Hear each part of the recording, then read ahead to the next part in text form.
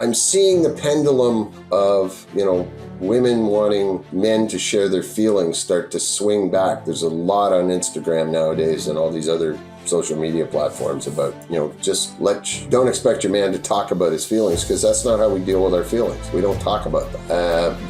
That in the end, I think, is going to be helpful. Now we've just got to get the men back with their men. And, as our mentor said, the more women take their place at the table, the more men need their men to deal with their shit. You're a man living in the modern world in a time when men and manhood are not what they once were. You live life on your own terms. You're self-sufficient. You think for yourself, and you march to the beat of your own drum. When life knocks you down, you get back up, because in your gut, you know that's what men do. You're a badass and a warrior, and on the days when you forget, we are here to remind you who you really are. Welcome to Sovereign Man Podcast, where we aim to make men masculine again. I'm your man, Nicky Ballou, and we have a repeat special guest, Steve Richmond. Welcome, Richmond. Thank you. Thanks for being here and inviting me, and good to see you. Good to see you. So last night we witnessed in a men's group you and I both participate in, the spectacle of a man being called out on his bullshit. And it was beautiful to be a part of that. And there was another man there who did not participate in the calling out, who said that he entered the meeting at a 7, and after witnessing the calling out, he was at an 11 out of 10. And so I want to have a conversation about the benefit of calling other men out. So I want to ask you this question. First of all, it's obvious that men don't call men out in this day and age the way they did years and years ago. And I'm wondering, why do you think that is? Well, let me start with, even on teams doing this kind of work, men don't call each other out the same as they used to. I remember getting my ass reamed by men. We used to joke it was, we'll make you the man we want you to be. But a lot of those ass reamings really got me out of my head. And especially when I was, first separated and, struggling with a lot of stuff. And they were very helpful because I was buying my own bullshit, and men refused to let me do that. Whereas, nowadays, especially outside of this work, it's there's the younger men nowadays, well, even up to my age, some of them are, it's all conflict negotiation in schools. You can't go out and just have a schoolyard scrap. And that's how men used to solve a lot of their issues. And be it a disagreement, or you called me on my bullshit, and I don't like that. But it seems that nowadays it's all about being friends. And, I've heard so many times where, I'm so-and-so's done something and we're not going to rat him out. Well, the dude broke the law and he's endangering your life and other people's lives, and you're not going to serve that man by calling him on his shit and going, what you did is wrong. And that's so much of today's society. It's all about supporting a man no matter what. Well, if the man's going down the wrong path, why are you supporting him?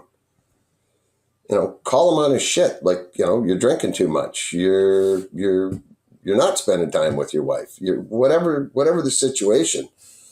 And, this is, I hate to sound like the dinosaur I am, but this is what's missing, is having men in your lives that hold you accountable. My grandfather and those before him, they did that naturally. into my father's generation, into my generation, women entered the workforce, all that stuff all started to change. And I'm seeing the pendulum of, women wanting men to share their feelings start to swing back. There's a lot on Instagram nowadays and all these other social media platforms about, just don't expect your man to talk about his feelings, because that's not how we deal with our feelings. We don't talk about them. That in the end, I think, is going to be helpful. Now we've just got to get the men back with their men. And, as our mentor said, the more women take their place at the table, the more men need their men to deal with their shit. So why do you think society changed all of a sudden in the last 60 years? What caused all that? Because for thousands of years it hadn't, and frankly, outside of the West, it still hasn't. Yeah, well, I can only speak to where I am, but yeah, it's changed even there. And, when women from elsewhere come here, it changes pretty quick. And I'm not trying to blame feminism. I think it's twisted and gone in a direction that not a lot of women are even happy with. But it was, even in the 90s when I did my men's weekend, women wanted sensitive new age guys. Well, that's not who men are, but we as men wanted to be with women. So we did what Pretended. they wanted. Anything to get pussy. Right. And then they had us and they're like, oh shit, we don't want this. We want men. But, all of society was becoming so sensitive and new age and, what do they call it? Oh God, emotionally intelligent men. That's a dangerous thing to me. Well, I think looking at why all this started to happen is important. And too many men in our work who have the right answers as to what men need to do in order to live life effectively. Men like yourself, men like the late Hoop Van Maris, men like Mr. Stapleton, Mink, Tim Barachi, and others. They're not introspective, not personally introspective, but societally introspective enough to come up with those answers, because it's my opinion that those answers are important answers. And it's not about blaming feminism. I think feminism is a symptom of the issue rather than the issue itself. But I don't think this happened by accident. I don't think all of a sudden, just in the West, everybody had this societal shift and change. It appears to me that a lot of the changes in Western society in the last 60, 80 years are externally fostered and created. There are tons of thinkers and thought leaders and actually actors in the arena who've said that the global communist movement, starting in the late 1910s, like after the Russian Revolution, early 1920s, went on a multi-decade strategy to turn Western culture against itself. And a big part of that strategy was weaken men. Because you weaken men, then you can defeat a society more easily, right? If the men aren't ready to fight. And I think they've succeeded in weakening men, but they haven't succeeded in weakening all men. There's still plenty of strong men around, but they've done a pretty darn good job of weakening men. And the Soviet Union collapsed, but the strategy they put into motion kept going because they found enough willing participants, useful idiots, Vladimir Lenin used to call them, to continue with everything that's gone wrong in society is the fault of men, their chauvinist patriarchy. And I used to buy that, but now I completely reject that. I don't think the Yeah. feminist narrative is at all true. I think it's a lie designed to weaken our society. I think men and women's roles throughout history have been well defined, and there's a reason men had a certain role. There's a reason women had a certain role. And for people to come and say, "Hey, this is just men oppressing women," I don't know. I remember being back home in Iran, which is supposedly an oppressive country that oppresses women. And I remember growing up in my household, my father was a larger than life figure. He was a businessman, a Christian. He was successful. He made a lot of money. And on the surface of it, everyone would think, yeah, he's the head of the household. And yet, and yet, and yet, my mother chose where we lived. We moved 6 times, and every move was precipitated by my mother. My dad did what she told. The last place we moved to was a home that he built to her specifications. When the Islamic Revolution took place in Iran, she met with him and said, "We need to go. We need to take the kids out of here. You know, this is Islamic country." And Dad goes, "Okay, okay."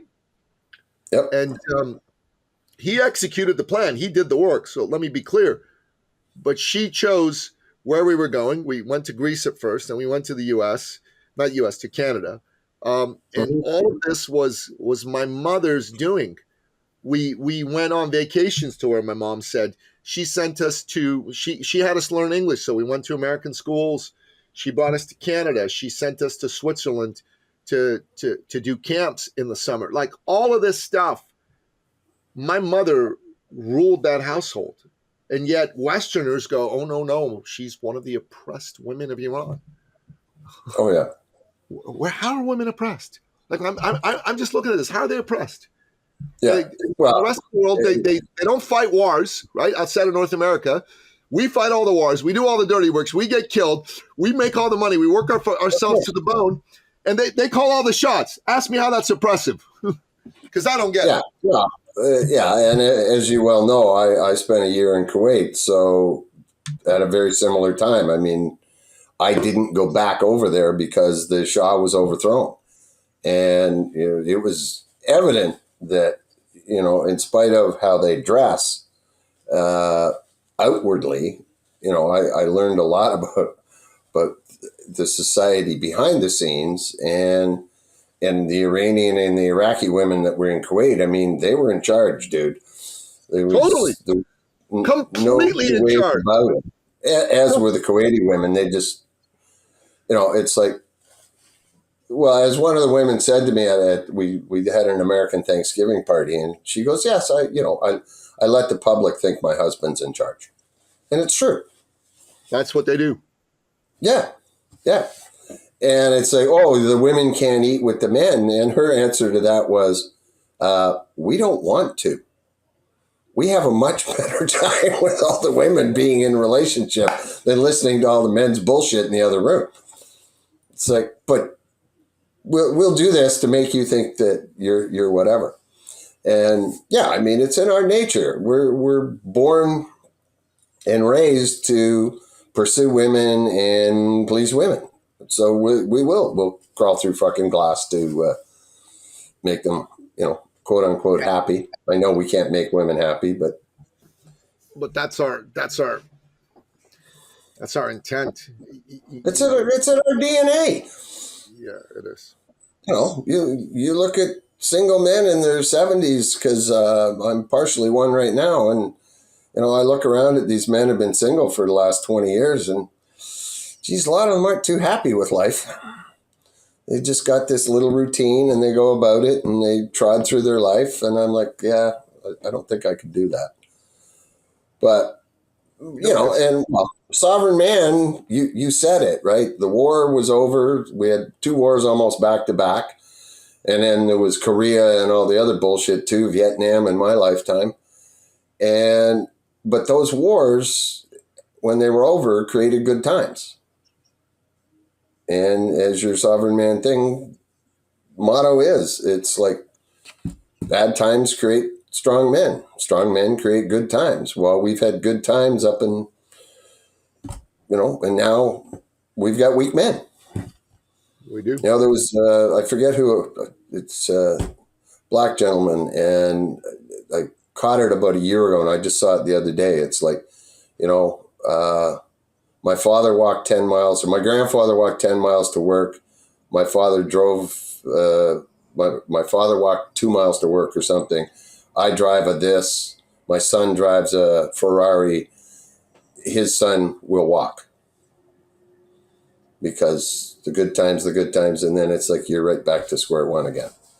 So, and that's part of it. It's true. And that's what's kept me doing this work for 30 years is, just seeing the feminization of men over the years it's hard.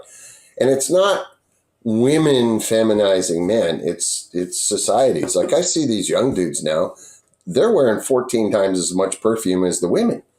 It's like, Christ, but to get back to our topic, the problem is we're and I've said this many times, we're in the greatest age of communication, but there's no connection. There's absolutely, and I've got men on my own men's team. I try and get a hold of them. It's like, well, text me. No, I want to talk to you.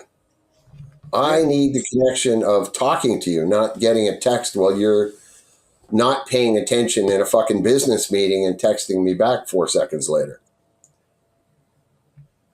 Yeah. You can't deliver context. You can't get into shit, and you can misinterpret a lot. So. Yeah. Like whenever I call someone, they don't pick up and they say, I saw that you called by text. What's up? My response always is, call me. Yeah. I say nothing else. Call me. And if they don't call me, they go, well, I text, well, I want to know what's up. Fuck you. Call me. And I tell them that. I'll never fucking respond to my phone call with a text again, because if I see you in person, I'll punch you in the mouth and knock 2 of your teeth back in your throat. I want to speak to you. Not quite that over the top, but it does piss me off. It's good. It needs to get their attention. They're pussies. They fucking. My oldest son will not call a man without texting him first. I'm like, are you fucking kidding me? Oh, I know. I know. Fuck off. Just pick up the phone. I tell my boys, when I call you, I expect you to call me back. If you can't pick up, I expect to call back. Yeah. Now, if I'm in the middle of my business day and they're calling me, which the one kid especially does, and I can't pick up, and he's got something he needs, and I say, if it's urgent, tell me what you need, and if I can do it, I'll do it. And if it's not urgent, then fuck off, call me later. Yeah. Oh, yeah. Coming back. No, my pet peeve is the one that you phone them, you get their voicemail, and then they go, oh, yeah, for a faster response, text me. 9 times out of 10, when I'm calling you, I'm driving or doing something. I don't want to text you. That's why I called you. Yeah. So, yeah. But as far as men's team, as men being called out, and part of it is, let's face it, the divorce rate's through the fucking roof. There's a lot of single moms out there, and they're doing their damnedest, but they're not dads. And these boys are not getting an example of how to be masculine men. And that's a huge issue. I see more and more men that have issues with confrontation. Like if it gets heated in a meeting, especially in person, you can see those men get uncomfortable. And it's like, it's a confrontation, It's no different than if you're smacking a dude while you're playing football. But they're just like, oh, let's, or I hear men in our circles especially like, oh, you're being emotional. Well, where the fuck else am I supposed to be emotional? This is why I'm on this with this group of men, is so that I can deal with my emotions and my shit here, so I don't take it and vent it all over my woman or my family. Yeah. And it's critical, and it's something that society has lost. And there's a man I know that due to a circumstance, he ended up south of the border for quite a while, ended up marrying the lady he was with, and his lady is very proud of the fact, this is about a year ago, that they had spent 295 straight days together. And his words to me were, "I'm going fucking crazy. I need to get out of here." And I'm going, "Yeah, you're not designed to be with a woman 365 days a year. I'm sorry." And women who know what they want in life, they don't want us around that much either. No, they don't. But sorry, my It's computer's fucking finally- true. Yeah.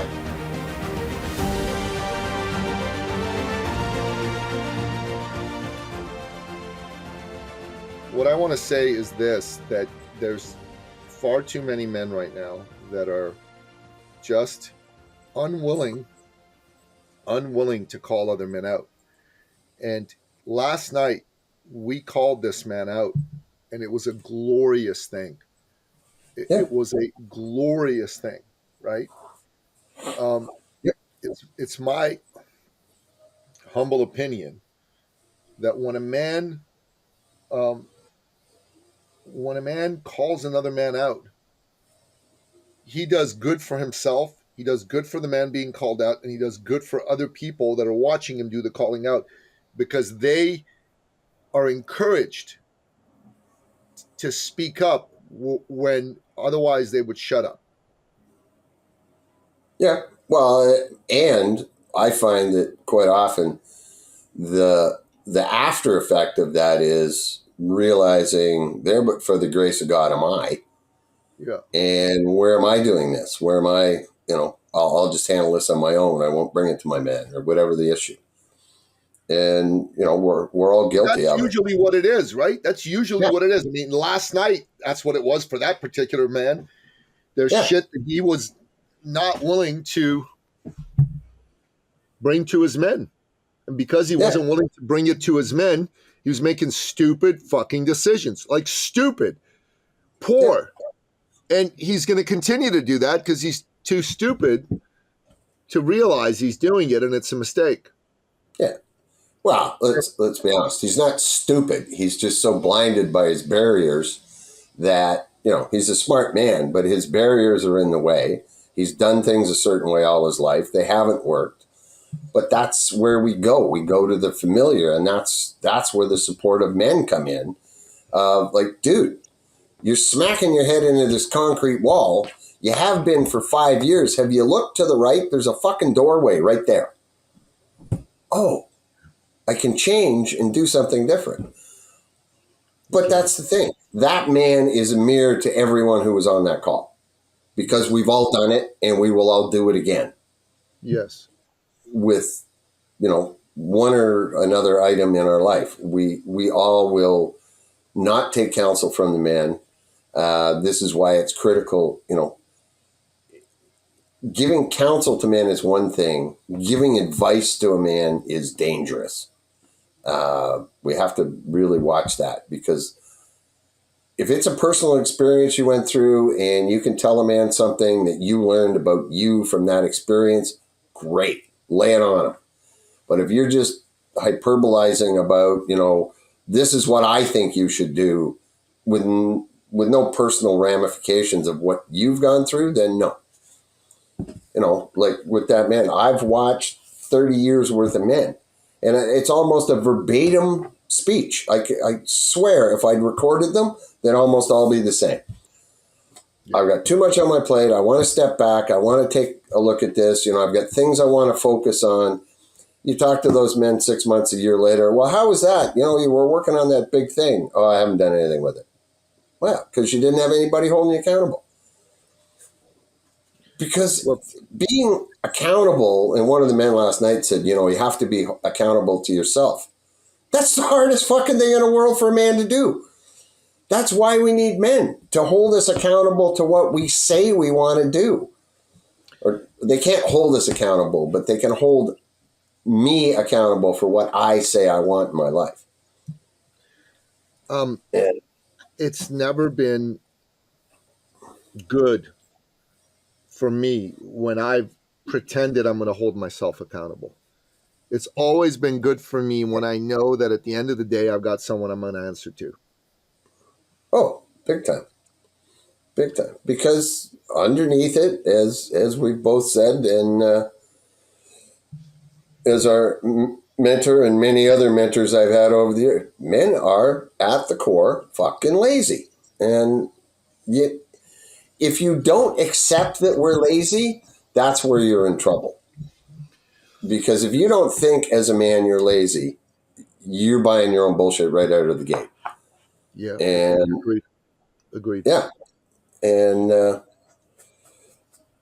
there's probably not a day goes by that a man couldn't be doing X and I'll just sit down and watch TV for half an hour, whatever.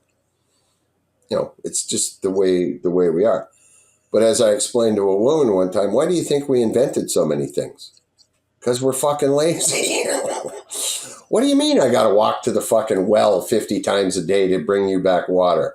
What if I put a pipe in the ground? That's the truth. Yeah. That's the truth. Yeah. Last night, witnessing this man being called out, and actually, as you know, normally in situations like last night, I don't lead. I wait for every other man to go, and I'm the last man to speak. But I couldn't do it last night. I felt so strongly that this man needed to be called out, and the tone needed to be set for him to be called out, because I felt that if someone else let it off, they could have pussied it up. You know what I mean? They could have pussied it up. And that's what I was afraid of. Oh, it's too bad. That's great. We'll miss you. What the fuck is this? It's not completing, man. That's stroking the man's dick. Yeah. Yeah. And that's part of the whole misconception of having men in your life, right? We're not here as a support group. We're here to support your dreams, goals, and successes. And that's going to mean kicking your ass on occasion. We're not here to pat you on the back and go, good job, Billy. You almost scored that goal. No, it's like, if you hadn't been such a fucking ball hog, you would have had an assist because Buddy was standing right in front of the fucking empty net. Yeah. Yeah. Exactly. That's the facts. That's the facts. I really enjoyed the meeting last night. I enjoyed calling this man out. I enjoyed all the other men taking courage from me starting and calling him out. I enjoyed the man who said, I've never done this like this before, but I'm going to do it now. I really enjoyed that. I thought that was I really thought that was excellent. It was really, it warmed the cockles of my, conservative Christian heart. And I really enjoyed the man who was there, who said nothing until we asked him what it was like for him to witness this. And he said, man, it took me from a 7 to an 11. That was awesome to see men give a shit about another man. And that was the moment where I went to myself, oh yeah, this actually fucking makes other men feel really good when they see it. This is what they know they're missing. Until they see it, they don't even know they're missing it. But once they see it, they go, shit, this is what's needed. This is what I need. Yeah. Where were you 3 weeks ago when I was fucking up? Yeah. And that's the thing. I mean, it was unfortunate that the man couldn't go mask down enough. He kept trying to engage his ego and defend his actions. It's like, yeah. And it's like, just go be introspective on this. The power of everything we do is in introspection. And you need to just go away, think about it. And as I said, I've heard the same speech probably 250 times in the past 20 years. It's like, I'm going to go and do this. It's like, yeah, it's a lie. You're not. So calm down a little bit, and as I said to him, the work he's done, it's in his heart. It's not in his head. And he's always trying to remember the weekend. And that's not where it is. No. There's another man on that call last night who's always bitching about not being able to take notes in our courses. And 2 weeks ago, I said, the weekend is in your head. It's not in your head. It's in your heart. And as long as you're writing shit down, you never get there. And the light bulb went on for him. This was his lazy way of not ingesting the work and doing what he needs to do. Well, if I could take notes, it'd be so much better. But I happen to believe in note taking. Note taking works for me. It embeds things for me better than simply listening. Well, it depends on when you're doing them. If you're doing them while there's a conversation going on, you don't tend to hear the next part of the conversation. No, I'm listening. I'm listening. I listen and I take strategic notes. I don't write down every fucking thing someone says. Just like when there's a particular phrase, I go, oh, okay, that's good. I write that down and then I listen and then I shorthand the rest of it. Boom, boom, boom. It embeds it further into my psyche. When I just listen, it's not as good. If I tried to write down everything an instructor said or a person said, then I'd be fucked because there's no way to do that. But No. yesterday I had a business conversation with Mark von Musser, whom you know. And we were talking about a very important and very interesting and powerful topic. You know that I'm someone who is a guest on a lot of podcasts, and as a result, I've billed myself out as the world's greatest podcast guest. And I'm talking to other coaches and consultants about how podcast guesting is the hot new way to get leads and sales and clients. And the way we were demonstrating that in the conversation Mark and I were having was the U.S. election, how Trump defeated Kamala Harris. So Kamala Harris had $1.4 billion that she raised herself. She had $1 billion in outside money backing. The legacy media was 100% on her side. Trump only raised $400 million. He only had a couple $100 million outside backing. And the legacy media was 100% against him. And yet she went into debt and she lost. And he had money left over and he won. So why is that?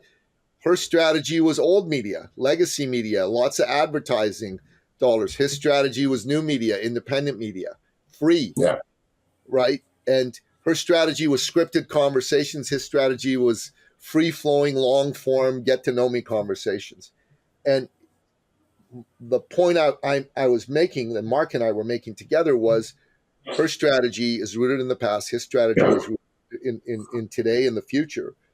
Right. And that's why he won, and that's why she lost. And if you're a business person and you're thinking, how do I promote my business? Well, you can do the old strategy and try to get Facebook ads and Google ads and all that bullshit and spend thousands and tens of thousands of dollars, or you can do the new strategy and go be a guest on independent podcasts for free and make money. So you see what I mean? It was a good conversation. Like Mark was speaking a fucking torrent. I couldn't take notes on the whole damn thing. So you've seen Mark speak. He's like boom, boom, boom, boom, and he never stops. He never slows down. So instead, I just took notes, and when I put the notes together, it kind of cohered for me. I'm like, okay, this works for me. So like I'm a believer in note taking. Note taking, I think, is effective. It works for me. I was taught how to take notes in a particular way, but for most dudes, all they fucking do is they just their heads down the whole fucking time they're writing. I get it. That's stupid. Yeah, it's stupid. Doesn't work. But well, and there again, the history of men with men is an oral legacy, not just the men's weekend. The history of men with men is an oral legacy. There's things from the men's weekend you don't want to be writing down for your wife to find. They're good. They're good for men, and they make us better husbands and fathers. But women may not see that way.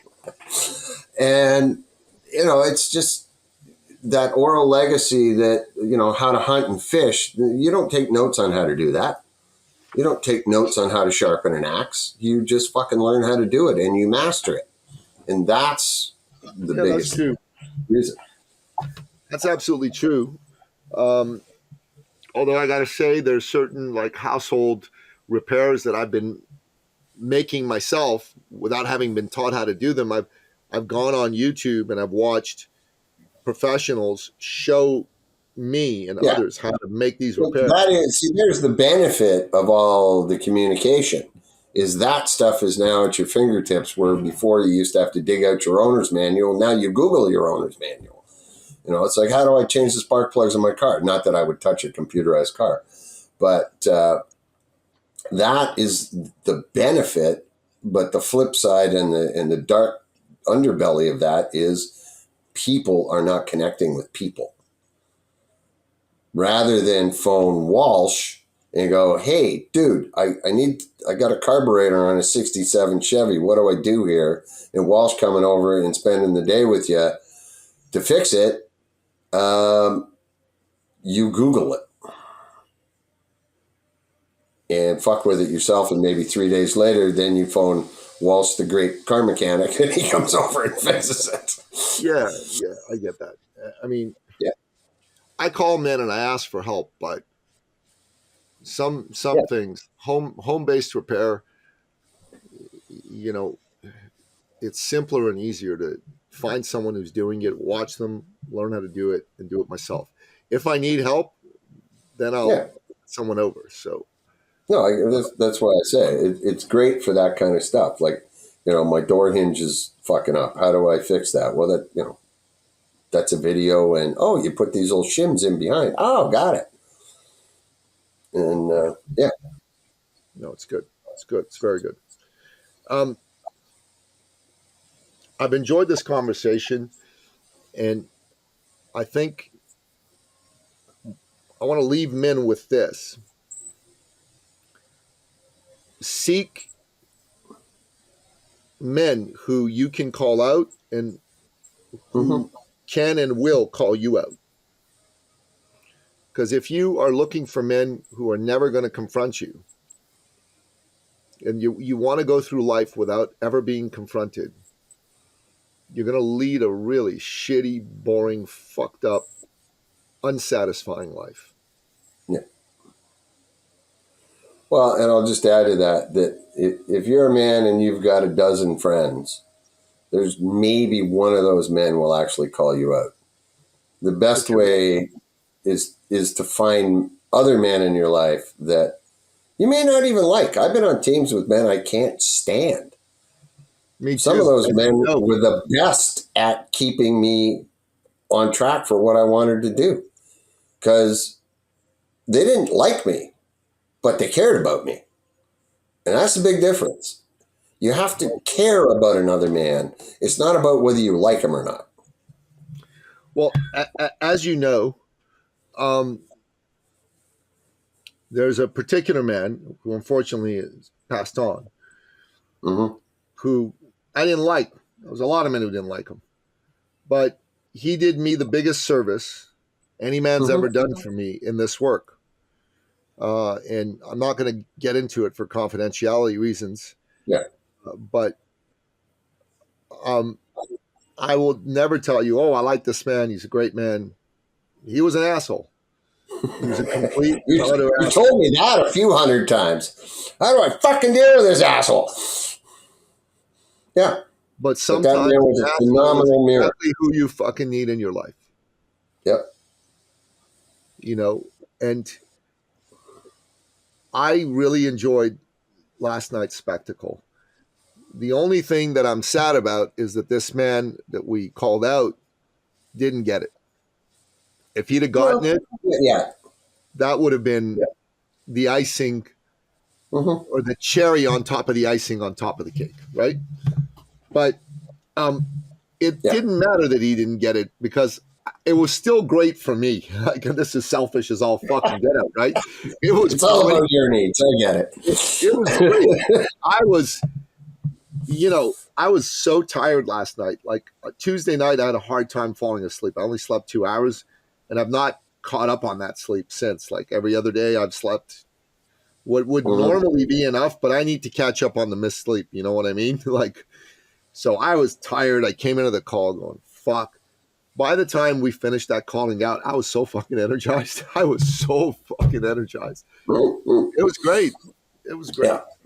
It was great. Well, and if the men that were on that call are watching this, stay in touch with that man. Don't leave him out there.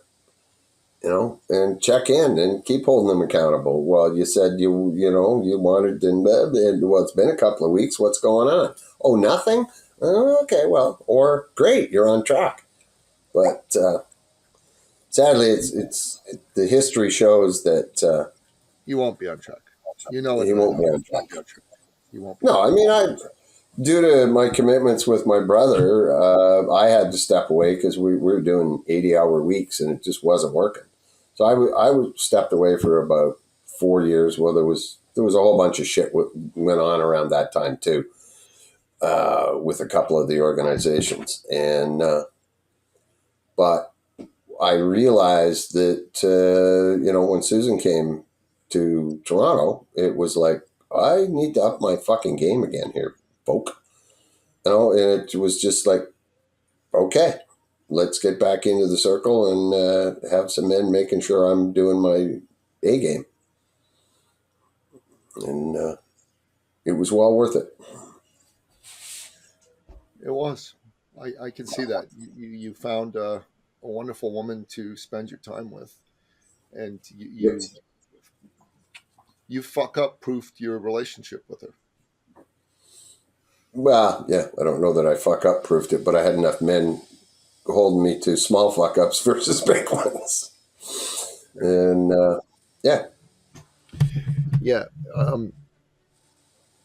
Yep. And now we're hoping to start another one with an awesome lady. So there you go. Because for any man who doesn't know, that beautiful woman behind me is watching from heaven. There you go. Well, Richmond, thanks again. Until the next time. Sounds like a plan to me. And that's a wrap. Thank you for listening to the Sovereign Man Podcast. If you're ready to take charge of your life and become the man you've always wanted to be, we invite you to join the movement at sovereignman.ca.